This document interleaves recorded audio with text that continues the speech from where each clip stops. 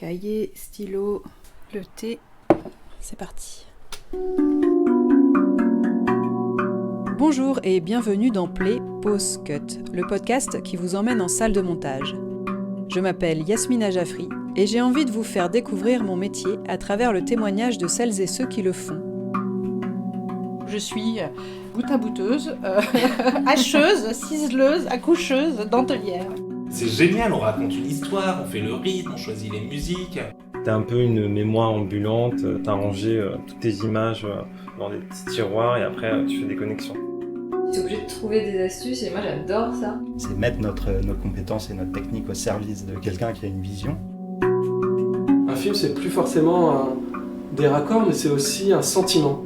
C'est un curieux mélange de se mettre en danger tout en gardant une place pour s'émerveiller. C'est vraiment de l'ordre du ressenti et de l'émotion. On marche forcément à l'intuition, parce qu'on marche à la sensibilité. C'est ce qui rend notre métier excitant, c'est que du coup c'est jamais la même chose, jamais les mêmes sujets, et on s'enrichit tous les jours. Play, pause, cut.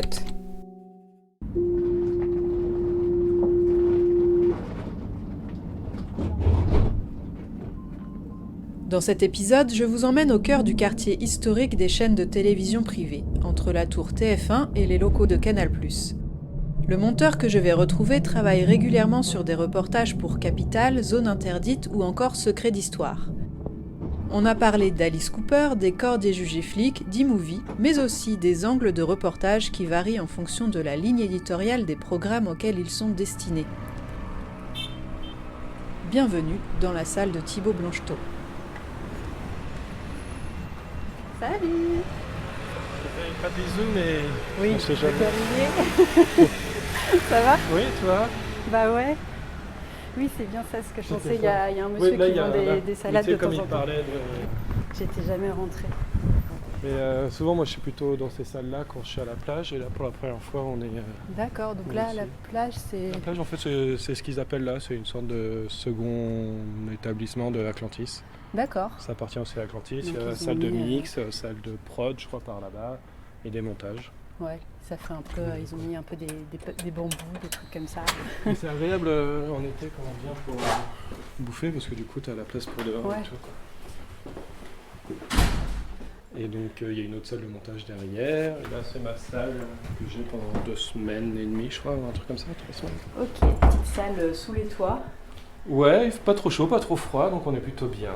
Très cosy, mais bon après ça change pas, ça reste Atlantis Télévision, donc c'est toujours les mêmes tables en bois, les mêmes choses pour mettre l'ordinateur, les 3 écrans comme d'hab, quoi. Ça ne change absolument pas si tu passes d'un Atlantis à un autre. Classique. Classique. Sur quoi tu travailles en ce moment? Et ben là, c'est ma période fiction, on peut dire ça. J'ai souvent dans l'année ce qu'on appelle 2 sessions de plusieurs semaines de montage pour faire des épisodes de Petits Secrets de Famille, qui est sur TF1, diffusé sur TF1, ou ça a changé peut-être, je sais plus. Ça serait... c'est le groupe, une chaîne C'est TF1. chaîne TF1, ça c'est sûr, on est payé par TF1. Mais c'est les programmes que tout le monde a déjà vus, que toutes les chaînes se sont essayées d'à faire, que ce soit France 2 avec Le jour où tout a basculé. Même M6 avait fait, j'en avais monté à l'époque, sauf que eux c'était des 52 minutes, tandis que nous c'est entre 24 et 26. D'accord. C'est très charté. Et c'est tellement charté qu'il y a aussi le côté ITV qu'on connaît tous, ce qui est un peu bizarre dans une fiction, mais... Un peu en mode télé-réalité, quoi. Oui, mais sans raconter ce que tu viens de voir. Ouais. C'est plus comme... mais les Américains, ils avaient fait ça avec Modern Family. Ah oui, d'accord. Alors, je ne dis pas du tout qu'on fait la même qualité que Modern Family, hein, je préfère être honnête. C'est pas les mêmes budgets. C'est pas les mêmes budgets, c'est pas les mêmes acteurs. Alors évidemment, il y a de tout, hein. Il y a du mauvais comme du très bon. L'épisode que j'ai fini avant-hier, il y avait 2 actrices qui étaient en couple pour faire une PMA, c'était l'histoire, etc. Et les 2 actrices étaient vraiment très bien. Et je pense que pour l'instant, c'est les meilleurs jeux que j'ai eus des 8 épisodes que j'ai à monter, quoi. Et donc là, tu enchaînes plusieurs sessions Enfin, tu fais plusieurs épisodes Ouais, en une session, on c'est ça? exactement. Souvent, tu fais, elle est au total peut-être 12 épisodes et tu as 2 jours et demi par épisode. Alors, D'accord. ça peut paraître court pour 22 ou 24 minutes. Faut pas chômer, mais ça rentre. D'accord. Franchement, ça rentre. Et on a tous des manières de travailler différentes. Moi, j'aime bien faire la première journée que l'image. Mhm. Donc je monte vraiment directement avec les champs contre champs, passer par les plans larges, faire les respirations quand il y a besoin dans la fiction, etc.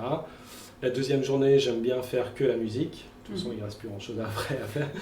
Et donc j'aime bien mettre la musique, parce que c'est nous qui devons le faire. Il n'y a pas de monteur musique, monteur son, etc. Ouais. Et la demi-journée qui reste, je fais le teaser, parce qu'il y a une sorte de mini-teaser quand même. Plus, ils aiment bien qu'on rajoute des petits bruitages, Mhm. c'est pour appuyer des fois les propos. C'est pour ça que c'est fiction, mais fiction TF1, voilà, quoi, mais qui trouve son public, hein, parce que ça fait quand même un certain nombre d'années que c'est sur l'antenne, et ça avait même commencé avec Petits secrets entre voisins. Après, il y a eu des petits secrets dans les urgences, un truc d'hôpital, mais ça, j'ai pas fait. Et après, je suis revenu pour d'autres sessions de voisins et de famille, là maintenant, depuis 6 ans, je crois, et il y a eu plus de 600 épisodes. D'accord. Est-ce que tu peux nous décrire ta salle de montage? Tu l'as fait un petit peu en arrivant, mais... Je l'ai fait en arrivant. Après, c'est vrai qu'il n'y a pas de poster. S'il y en a, mais c'est pas moi qui les ai mis. T'as pas personnalisé particulièrement? Non, parce que... mais ça, je le fais rarement, pour être franc. Même quand je sais que je vais y rester un mois pour un reportage, ou un doc, ou un machin. C'est pas forcément... moi, je me sens bien avec mon clavier coloré et mes écrans, mais... Et ta petite tasse, j'aime bien. Oui, alors ça, c'est un cadeau de TF1, de cette série-là, et en fait que j'emporte partout, même dans les autres prods, etc. Et Capucine, ma productrice, est ravie à chaque fois qu'elle me voit prendre mon café dans cette tasse, qu'au moins elle sait, et ça a été un cadeau, je crois, de la 3e saison. D'accord. Donc je me balade avec ma petite tasse mousqueton. Mm. Je ne l'ai jamais mise en mousqueton. Avec une anse mousqueton. Oui, voilà, avec une anse mousqueton, pardon. Gravé à ton nom. Gravé à mon nom, et ça, Grande c'est... classe, quand même. Grande classe. Ouais. Il y a peu de productions, je trouve, qui nous font des cadeaux. C'est vrai. Alors, même on si devrait réclamer.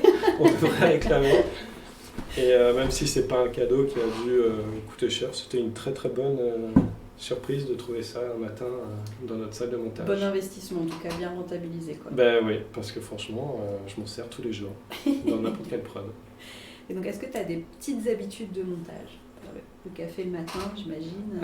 Oui, je peux comment pas... Enfin, c'est même plus qu'un café, c'est 2 cafés. Souvent, j'arrive, je rentre, j'allume l'ordinateur, parce que moi, j'aime bien l'éteindre le soir pour qu'il se repose, parce que je me dis qu'il a sa petite vie et que lui aussi, il doit oui, se et puis, reposer. Parce que souvent, la planète, hein, tout pour ça, la planète. Oui, bien sûr, j'y avais pensé pour la planète. Non, c'était vraiment plus pour me dire le nombre de fois on avait laissé en marche les machines, et le lendemain ça rame tellement que du coup c'était sur des grosses productions, les émissions durent 2 heures et que c'est très lourd, etc. Bah, des fois la machine elle a besoin de redémarrer, voilà, et donc du coup c'est une habitude que j'ai prise. Mais maintenant je vais dire que c'est pour la planète, Ouais. c'est quand même mieux, et donc du coup j'allume, je vais chercher mon café. Je remonte, je lance la vide qui, selon les salles, démarre plus ou moins rapidement. Je commence à refaire mes petits, etc. Et après, je reprends un café. Au bout d'une demi-heure, je reprends un café et après, je suis lancé pour la journée comme ça. Et d'autres habitudes, non. Si c'est la première session, il faut toujours refaire ses settings. Donc les settings, c'est tous les raccourcis clavier qui nous permettent d'aller plus vite, etc. Tout à fait, c'est ça. Voilà. Je travaille beaucoup au clavier, et voilà. Là, tu me parles, donc c'était sur un programme plutôt de fiction, etc. Ouais. Mais je crois que c'est pas le gros de ton activité. Non, je suis plus dans le reportage et un peu moins de documentaire. Mais je suis plus reportage télé, que ça soit Capitale, Zone Interdite, mais aussi bien des enquêtes d'action pour W9 ou d'autres sujets, flics, comment ça s'appelle La grande époque des 90 minutes enquête, mais ça n'existe plus, ça je crois, je sais plus. Et il y avait un autre truc sur TF1, enfin bref, tous ces trucs-là. Je fais aussi du TEVA, du Sister. D'accord. J'ai fait un France 5 cet été. Pour le coup, c'était un vrai doc sur les vacances. Et France 5, j'avais pas trop bossé pour eux, figure-toi. Et franchement, Ouais. c'était assez instructif.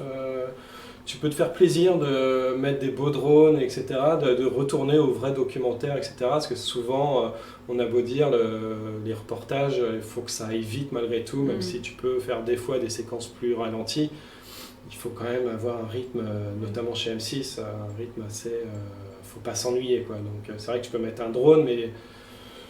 Voilà, tu vas pas le mettre 20 secondes. Oui, puis Voilà. tu fais beaucoup de trucs d'action, du coup, tu parlais des flics. Beaucoup de films flics. Je me suis un peu calmé dernièrement, mais parce que je viens d'être papa. Félicitations. Merci. Et du coup, j'en ai fait un peu moins. Mais figure-toi qu'après ça, j'en refais un, même chez moi. Donc ça va changer aussi. T'as une Parce station que chez toi? J'ai une station chez moi. Je loue la vide, c'est 35 € par mois, je crois. Oui, la version la version- logicielle. Ouais, Mm. oui, que logiciel, j'ai pas Ouais. d'adresse, etc. Mais si c'est que pour faire des exports, bah, voilà, je lance la nuit et encore, si 5 minutes d'export, ça me prend un quart d'heure. Donc c'est pas, Ouais. c'est pas fou. Mais sinon, ouais, je fais ça. Je devais faire un secret d'histoire parce que souvent, je fais 2 sessions de secret d'histoire aussi. Mhm. C'est très bien, c'est une très bonne émission. C'est des beaux documentaires, je trouve. Sur les reportages, là, comme tu disais, sur la police, etc., Ouais. t'es pas coréal, co-auteur? Si, je suis co-auteur et j'ai un contrat de réalisation, oui aussi, parce que pour le coup, en fait, ça fait...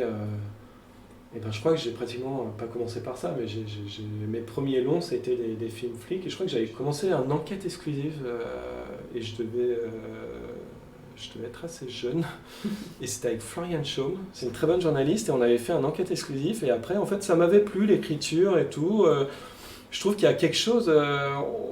c'est pas un exercice facile, on pourrait penser, mais savoir raconter une histoire de 5-6 minutes sur une interpellation, sur même une routine de policiers, de gendarmes, etc., même de SAMU, parce que je fais beaucoup de SAMU aussi, et d'ambulance, tous ces sujets-là, et en fait, c'est quelque chose. Et en effet, au début, il y avait toujours un journaliste avec moi, et au bout d'un moment, j'ai proposé à certaines boîtes de les monter tout seul, ce qui arrangeait des fois beaucoup les réalisateurs, parce qu'il y en a beaucoup qui aiment plus le terrain que d'être enfermé 3 semaines dans une salle de montage. Et donc, du coup, d'un commun accord, je suis resté tout seul en salle de montage. Au début, je donnais juste des idées de com, etc. Et le rédacteur en chef ou le producteur venait et lui écrivait. Et puis après, à un moment, je me suis dit, mais j'avais écrit sur un sujet, j'avais écrit de plus en plus, moi, les commentaires, et il y a eu très peu de modifs. Donc je me suis dit, autant proposer de devenir réa, co-réa. Enfin, on a trouvé un arrangement comme ça, et voilà, et ça me plaît bien. Oui, ça te plaît d'écrire, de vraiment tout gérer, quoi. Tout gérer, non, parce que finalement, je suis pas sur le tournage, mais on se comprend, mais gérer la... Ouais, tout à fait.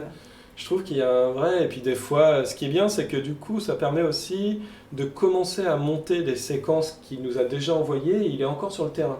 Oui. Et ça, c'est intéressant, parce que des fois, tu te dis, tu sais, là, j'aurais peut-être besoin d'une réaction sur cette intervention qu'il a faite, parce que t'es peut-être pas allé assez au bout dans l'interview sur son ressenti. Je me souviens d'une séquence où le mec, il arrive sur un accident de voiture, et il voit, c'est un gamin, il devait avoir 18 ou 20 ans, et c'était un gendarme qui avait 50 ans, c'était dans le sud. Et le mec, il s'est décomposé, etc. Et première réaction du gendarme, c'était « Putain, mon gamin, il a 20 ans, ça aurait pu être lui, machin. » Et en fait, ça s'arrêtait là. Et je me suis dit « Non, c'est con, il faut qu'on arrive à aller un peu plus. » Et donc, il nous a refait une interview au commissariat, etc., qu'on a pu mettre à la fin de cette séquence. Et ça a vraiment enrichi la séquence. Et c'est ça aussi ce qui permet peut-être de récupérer des petites émotions en plus dans le reportage, quoi. D'accord, c'est cool. Après, c'est pas tout le temps le cas, hein. Des fois, ils retournent pas, il faut faire avec ce qu'on a, et là, c'est à nous de trouver des astuces en montage, en commentaire, ou des fois, il faut pas mettre la séquence parce que il Il n'y a pas ce qu'il faut, quoi. Il n'y a pas ce qu'il faut et bah, ça arrive, quoi. Enfin, il n'y a pas de mort d'âme, quoi. Montage, c'est des choix, quoi. Exactement. Monter, c'est un choix. Réaliser, c'est un choix. Cadrer, c'est un choix. Je pense que la télévision est un choix. Tu décides de ne pas regarder Hanouna et puis c'est très bien, c'est un bon choix, par exemple. Par exemple. Excellent Je choix. suis sûr qu'il faut... Comment tu résumerais, en fait, ta carrière? Bah, en fait, moi, j'ai eu la chance de faire, avant même mon BTS en montage à Roubaix, qui était vraiment 2 années d'études vraiment bien. Ouais. Franchement, j'ai vraiment kiffé. C'était top, je pense qu'on peut dire On était ensemble. là. On était ensemble. 2002-2004, promotion Jean Rostand. Et en fait, avant de faire ça, j'avais fait un lycée à Trappes avec option audiovisuelle. Mhm. Parce que moi, au tout début, je voulais être cadreur. D'accord. Et photographe, cadreur, j'aimais vraiment tout ce qui touchait à l'image, à la composition. Je faisais vraiment beaucoup de photos à l'époque. Dans ma famille, le fils de mon parrain, qui est nettement plus âgé, il était chef opérateur, enfin cadreur, machin, sur les Cordiers Jugé Flic. Mhm. Il tenait la caméra, j'étais allé le voir en tournage à l'époque, et quand t'as 15-16 ans, bah, tu te dis ah c'est chouette, il y a des équipes, ce jour-là il tournait au Ronin, ça venait de sortir, enfin je sais pas si ça venait de sortir, mais c'était quand même quelque chose, il n'avait pas l'habitude, je crois que ça commençait, je crois que ça commençait un peu à se démocratiser de plus en plus, parce que c'était quand même des équipements qui coûtaient cher, etc. Enfin bref, je voulais être dans l'image en tout cas. Et j'arrive dans cette option, et donc du coup on est 12, et on passe un peu sur tous les trucs, phase d'écriture, phase de cadrage, et j'avais un peu monopolisé la caméra et, pour une fiction qu'on devait tourner à la fin comme on fait dans plein d'écoles, quoi, tu vois. Et en fait après, personne ne voulait faire du montage, et il fallait monter ce truc-là sur eMovie à l'époque, sur des Mac. Les gros Mac violets, un peu immondes, avec les écrans énormes. Enfin, je sais pas si... Qui ressemblait un peu au Minitel, quoi. Exactement, mais c'est ça. C'est vraiment ces écrans-là. Tu te souviens? Ouais, c'est ça. Et c'était eMovie et tout. Et en fait, j'ai eu une sorte de révélation. Je me suis dit, mais c'est dingue ce truc. J'ai eu tu pouvais faire autre chose que ce qu'on t'avait donné en image. Et en fait... quand tu tournes, tu dis on va faire ça, puis on va faire ce plan-là, et puis en fait tu dis en montage, bon là je parle techniquement, mais dans ta timeline, etc., tu avais tes plans, et tu dis mais en fait ça marche pas. Et donc comment est-ce qu'on va faire? Et en fait, rien que ça, je me suis dit putain mais c'est incroyable, c'est un puzzle, et déjà à ce moment-là, je me suis dit ok, non en fait ça va être du montage pour le restant de ma vie, je sais pas, mais ça va être du montage, quoi. Et du coup, à partir de là, on a cherché des formations avec mes parents. On a vu que le BTS, c'était un très très bon compromis. On nous avait conseillé des BTS qui avaient les 5 options, qui étaient production, son, image, production, je crois que je l'ai dit peut-être déjà. Oui, montage et exploitation. Montage et exploitation, exploitation exactement. Des équipements. Et du coup, j'en ai trouvé 3, je crois, à l'époque. Et il y a celui de Roubaix qui m'a pris. Et du coup, je me suis retrouvé là-bas en 2002, et ouais, c'était ouf, parce que ça m'a vraiment conforté dans ce métier-là. Il y avait une bonne rencontre, parce que le samedi, je crois, des fois, on avait cours avec un mec qui s'appelait Graziano. Oui, Mario Graziano, ouais. Qui était ancien monteur film, et il nous donnait des cours de film. Et en même temps, il était au planning de France 3 Lambersart, je crois que c'est ça. Il était responsable du planning de la post-production à France 3. Exactement, et il nous a donné, mais c'était avec toi, c'était ça. Ouais. C'était ouf, c'était avec toi, il nous a donné l'opportunité de nous former sur 3 machines numériques. C'est ça, ouais, pour en faire des conformations qui étaient faites là-bas. C'était ça ou pas? C'était un jour, je sais pas. Moi, je crois qu'on avait commencé sur poser les titres. Si on posait il fallait les titres, refaire les etc. titres. Sur machine numérique.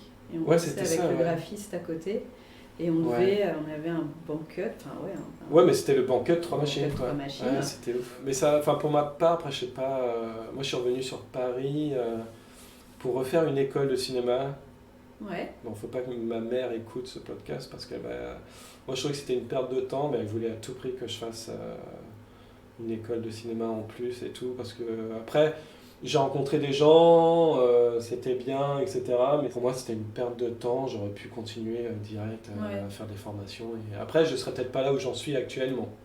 Mais bon, on ne sait jamais. Mais... Cette école de cinéma, elle t'a peut-être formé à autre chose que après, montage. j'ai eu la chance de... Parce que c'est vrai que j'ai toujours dans la tête, même si le montage, c'est vraiment... J'ai toujours un peu l'idée de réalisation.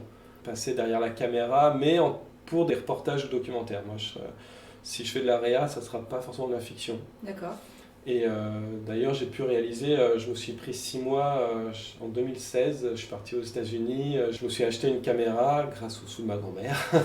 Petit héritage, donation d'héritage, elle m'a donné 4 000 € et j'ai acheté un Alpha 7S2, je sais pas si voilà, avec un peu de son, un micro-cravate, un peu de lumière et un billet d'avion. Et je suis allé tourner dans un centre pour adolescents là-bas et je suis resté 3 mois et après je suis revenu, voilà, et c'était plutôt bien. C'était un centre pour adolescents assez particulier quand même. Oui, c'est Alice Cooper qui a créé ce centre-là et du coup il a accepté que je reste pendant 3 mois à suivre les adolescents, les machins. J'ai fait une interview avec lui où il explique ce que c'est. Et donc pour ceux qui ne savent pas qui est Alice Cooper, c'est une très grande rockstar des années 60-70 aux États-Unis, qui a fait une énorme carrière, aussi bien internationale qu'européenne après. Et il est toujours en tournée, le mec il a, je sais plus, plus de 75 ans à peu près, un truc comme ça. Il tourne toujours. Aujourd'hui il a monté un groupe, enfin je dis aujourd'hui mais ça fait quelques années, avec Johnny Depp et Joe Perry, très grand guitariste également. Et ils ont fait un groupe qui s'appelle Hollywood Vampire, qui pareil, font des tournées dans le monde quand Johnny Depp n'est pas en procès. Mais bon, ça, c'est une autre histoire. Mais bon, ça, c'était juste un petit aparté réalisation qui m'a fait énormément de bien aussi dans ma carrière de monteur, si je peux parler d'une carrière. Mais bon, commencé en 2005 et 2022, ouais, on peut parler de carrière de monteur. Et donc du coup, j'ai monté ce truc-là. Après, je suis revenu à faire du montage parce que ça me manquait. Et c'est vrai que si je peux continuer à faire un peu de réa, un peu de montage, franchement, moi, ça serait très chouette. T'aimes bien mixer les deux, hein. Ouais. J'aime bien mixer les deux, ouais, carrément. Écrire, monter, réaliser, non, franchement, c'est... Je suis pas frustré du montage parce que je sais qu'à une période, il y a beaucoup de monteurs avec qui je parle qui ont la cinquantaine, 55 ans et tout, qui commencent un peu à être un peu blasés et tu le sens dans leur montage, tu sens tout ça. Moi, je sais pas, je touche du bois pour l'instant et j'ai l'impression que j'en suis pas encore là, donc c'est plutôt cool. Et t'as d'autres projets perso de réalisation ? Il y a quelques années, j'ai retrouvé un carnet, mais là ça serait plus une réalisation assez personnelle, mais j'ai retrouvé un carnet de mon arrière-grand-père au jour le jour où il racontait la Première Guerre mondiale. Trop bien. C'est avec mon père, on était ouf. C'était mon grand-père est décédé il y a quelques temps, on a fait plein de tri, machin. On tombe sur 2 petits carnets, comme ça, de son écriture, c'est assez incroyable. Et ça commence, juin, machin, je suis mobilisé, machin, je suis ce qu'on appelle un canonnier. Et en fait, du coup, on s'est renseigné, c'est lui qui transporte les canons. Ouais. Sur le front, mais entre chaque bataille, genre dans 10 jours il va y avoir une bataille, alors c'est ça que je connaissais pas, il va y avoir une bataille là-bas, il faut emmener les canons là-bas, donc il prenait son cheval, il arrimait je sais pas si on appelle ça comme ça, il arrimait le canon, il partait à 3 ou 4 avec les canons machin, et il allait sur les trucs comme ça. Et il raconte tout ça, à un moment il s'est pris une balle perdue, enfin machin. Il revient après dans les permissions, puis après, enfin tu vois, il parle de sa garnison, il parle, ouais, c'est assez troublant, ce truc-là. Et il y a des photos, enfin tu vois, il y a des photos de lui, et ce qui est dingue, c'est que on a retrouvé aussi il disait, j'ai écrit une lettre à ma chère et tendre, c'est vraiment, tu sais, à l'époque, quoi, tu sais. Et ces cartes postales-là, on les a de l'arrière-grand-mère. De mon arrière-grand-mère qui s'appelle Marie Dizien. Et c'est ouf. C'est génial, tu peux vraiment reconstituer toute l'histoire, quoi. Cette partie-là, etc. Ouais, tout à fait. Et en fait, mon projet, mais je sais pas si je le ferai, mais ça me trotte dans la tête pour l'instant, c'est d'aller sur... parce que c'est assez bien détaillé, il dit où il va, Et ça serait de revoir les villages, etc., où il a passé et tout. Alors je sais pas comment je vais raconter ça. Franchement, encore une fois, ça se fera peut-être jamais et je partirai dans une autre direction sur un autre film. Mais voilà, sinon, non, mais avec une amie journaliste, on a d'autres projets, etc. Donc je m'en fais pas sur le côté réalisation. Du moment, moi je kiffe le montage, je kiffe la réa, on a toujours plein de trucs à faire. C'est bien. Trop bien. Est-ce qu'il y a des rencontres ou des projets qui ont été marquants pour toi dans ta carrière où tu t'es dit, voilà, après ça, ça a pris une autre dimension ou, Alors pas forcément des projets, ouais, je vois bien ta question, pas forcément des projets. Je sais qu'il y a un rédacteur en chef qui s'appelle David Calvet.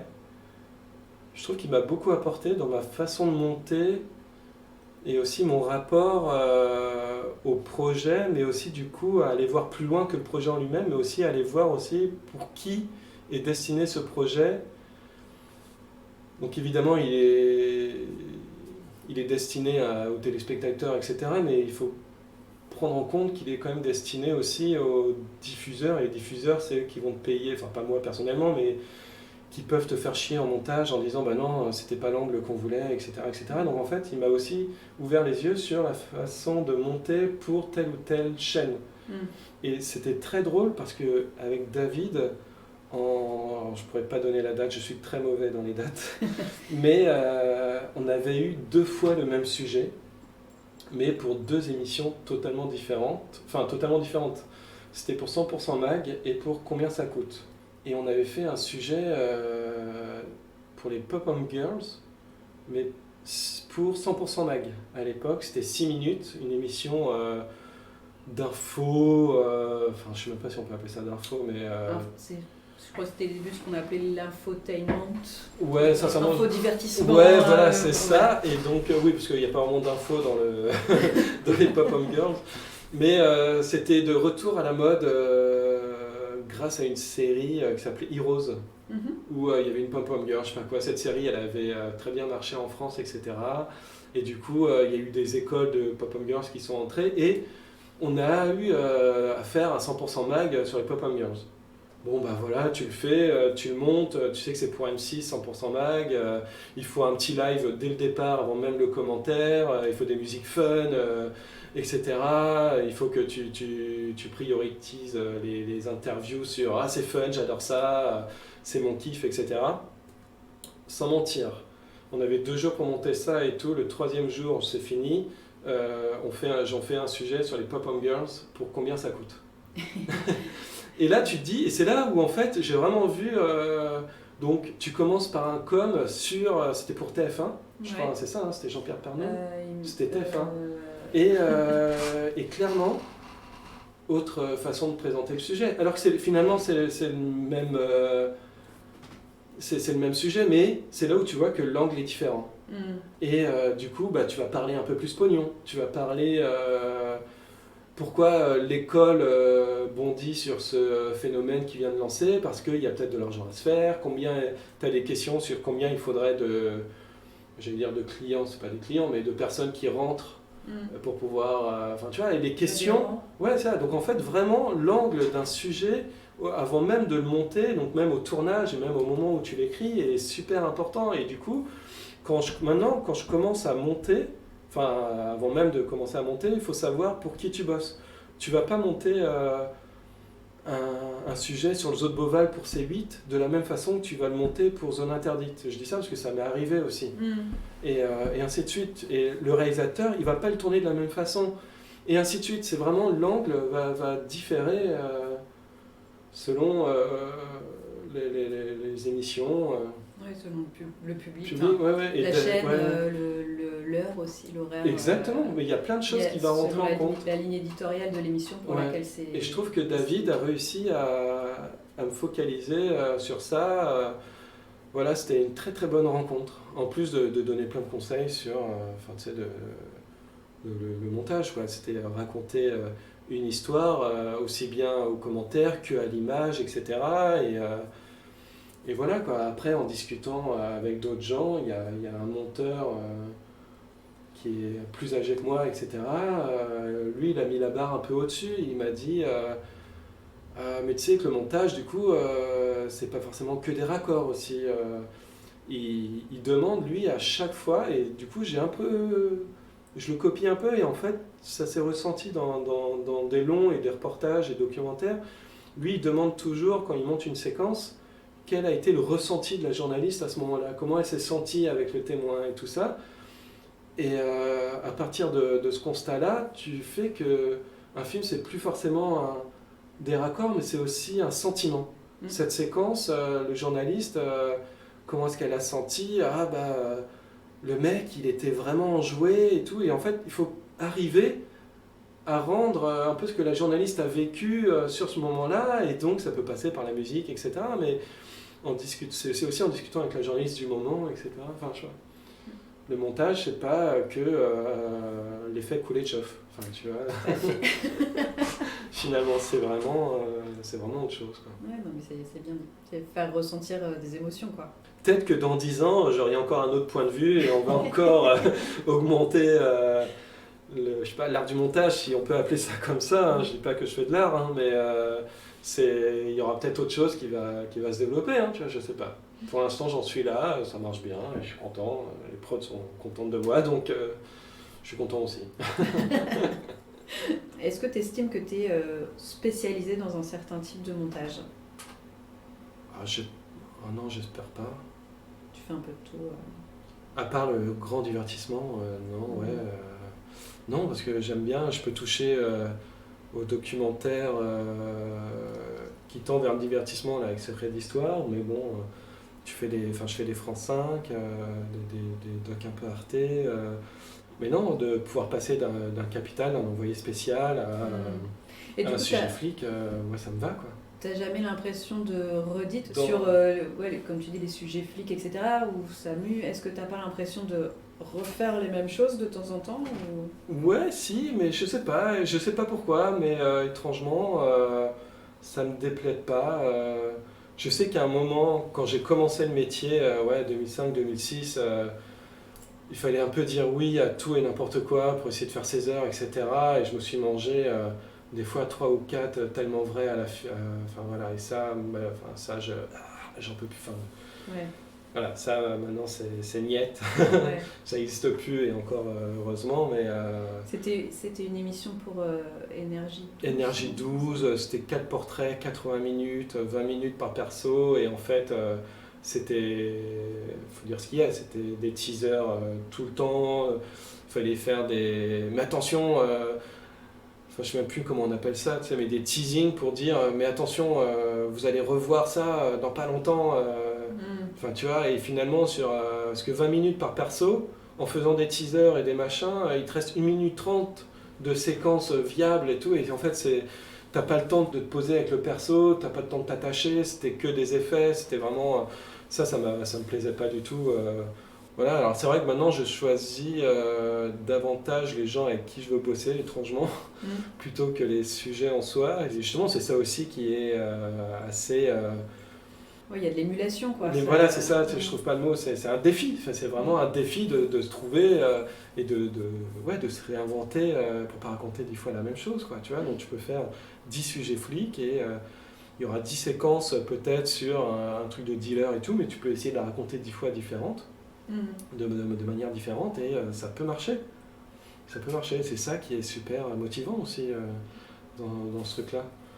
Après, moi je pense qu'on a la chance de faire un métier où on rencontre plein de gens, et je pense que c'est ça qui est vraiment quand même le plus important, quoi, tu vois, parce que c'est vrai que quand tu fais un reportage, un zone, un machin, tu travailles d'un commun accord avec la journaliste, tu essayes de pas trahir sa vision du film, et en même temps il faut remplir des cases, malheureusement j'aime pas ce mot-là, mais il faut remplir les conditions que la chaîne veut, etc.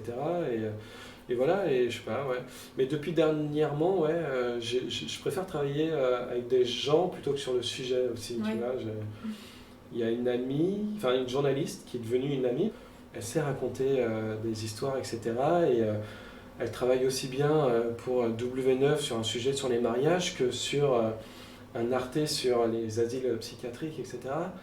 Et elle a ce truc-là, et en fait, à chaque fois qu'elle me propose un sujet, je dis oui, parce que je sais que ça va être quelque chose, quoi.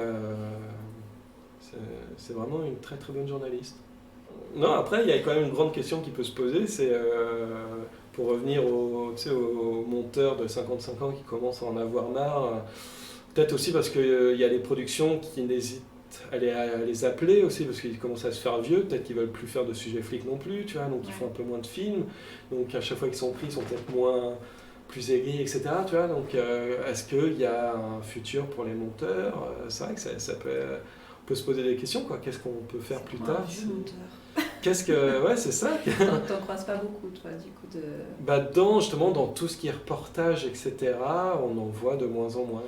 C'est vrai que je sais pas le futur pour les monteurs, ouais. Puis avec l'émergence d'Internet, de machin... Moi, je suis pas encore du tout dans les TikTok et tout, là, mais j'ai plein de potes qui m'en parlent et je sais pas trop ce que c'est, mais quand tu vois que les mecs, d'après ce que j'entends, ils ont que 40 secondes de... je sais même pas... d'attention. Ouais, bah, tu vois, ma fille, elle m'a fait découvrir un logiciel de montage sur téléphone. Mais non. Cet été, elle me dit « Ah, CapCut et tout, tu connais pas ?» Je dis « Bah non. » Et en fait, tu montes avec 2 pouces, quoi. Et donc, tu montes tes trucs pour TikTok et tout ça. Ouais, donc, mais après, c'est encore un autre exercice. Oui, tout à fait, parce que sincèrement, moi, je vois les trucs justement qui me montent là, tu sais, je fais mais... alors déjà, je sais pas comment tenir le téléphone, s'il faut qu'il soit à l'horizontale ou au vertical. Et du coup, je fais bien, ton image, elle est un peu machin. Et en fait, tu te dis... les mecs, il faut qu'ils soient percutants en 10 secondes, je sais pas combien de temps ça dure, etc. Ouais. Et bah ouais, c'est un exercice aussi, tu vois. Est-ce que moi, quand tu mets ton drone de 20 secondes, est-ce que je peux être drôle avec un drone de 20 secondes, tu vois? Est-ce qu'il faudra qu'on se réinvente ou pas à un moment? Est-ce que la télé va se réinventer pour ça, tu vois? Je sais pas. Où ça va peut-être, les deux vont coexister, et ce que j'espère, tu vois, parce que je pense que les gens, ils vont rentrer chez eux, ils vont continuer à regarder la télé, enfin, j'espère, parce que sinon... On pourrait continuer à parler, parce que... Oui, plein de choses à se dire. Plein de choses à se dire, mais c'est... On va dire cut. On va dire cut. Merci Thibaut. Je t'en prie. Playpause Cut, c'est terminé pour aujourd'hui. Je compte sur vous pour liker, partager, commenter et vous abonner. Vous pouvez aussi me soutenir financièrement via ma page Patreon, sur laquelle je vous raconte les coulisses de fabrication du podcast et plein d'autres choses autour du montage. On se retrouve ici dans 15 jours pour un nouvel épisode et sur les réseaux sociaux pour tout le reste. À bientôt!